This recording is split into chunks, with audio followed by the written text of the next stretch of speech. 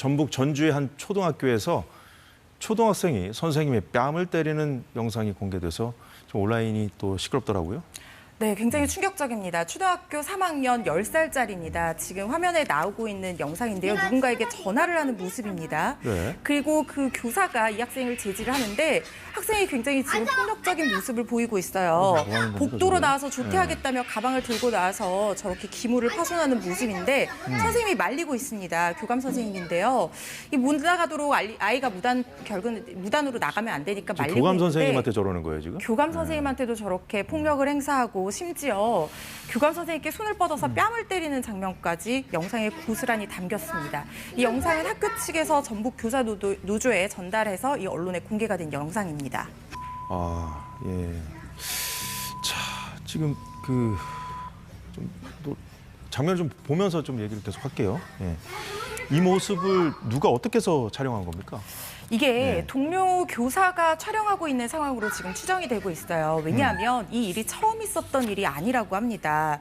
아, 저기 이 학생이 뺨을 때리는 모습이 나오는군요. 네, 차마 끝까지 보여드릴 수는 없지만 저렇게 뺨을 한 번도 아니고 여러 차례 가격을 했다고 하거든요. 그런데 이 학생이 앞서 다른 학교에서도 소란을 피워서 지난달 이 학교로 강제 전학한 상태였다고 합니다.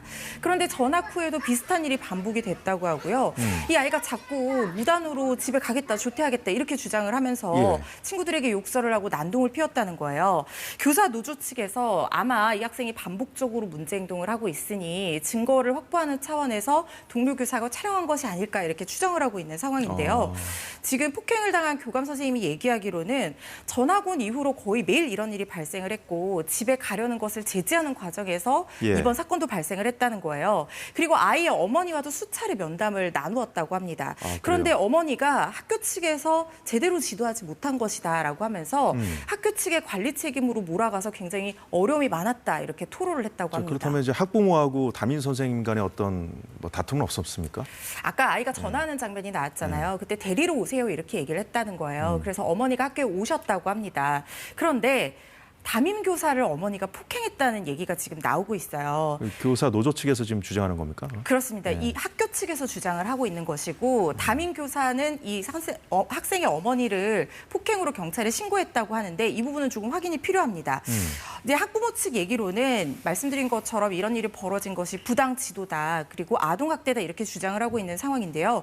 이번 이 영상이나 사안에 대한 학부모 측의 입장이 아직까지 공개되지는 않고 있는 상황입니다. 그렇군요. 자, 그런데 이 사안은 교사 노조 측이 촬영한 점도 좀 감안해서 봐야 할 필요가 있어 보이는데요. 일단 전북 교사 노조 측은 아이에 대한 치료가 필요하다는 입장을 밝혔습니다.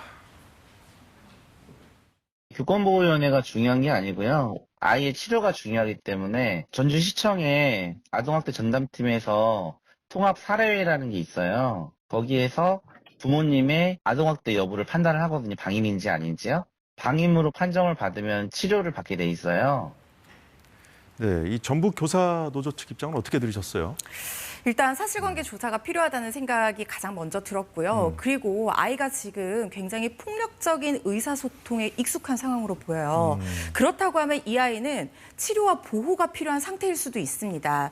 이 아이가 왜 이렇게 폭력적인 의사소통을 하게 되었는가 그 부분에 대해서 좀 짚어봐야 될 필요가 있다는 생각이 들고 지금 교사노조 측에서 주장하는 것처럼 이 아이가 어떤 정상적인 의사소통을 하는 데 대한 어떤 훈육이나 교육을 제대로 받지 못하고 이런 부적응 상태에서 그대로 방임이 되었다고 하면 법률적으로 방임은 아동학대에 해당할 여지도 있는 부분이거든요.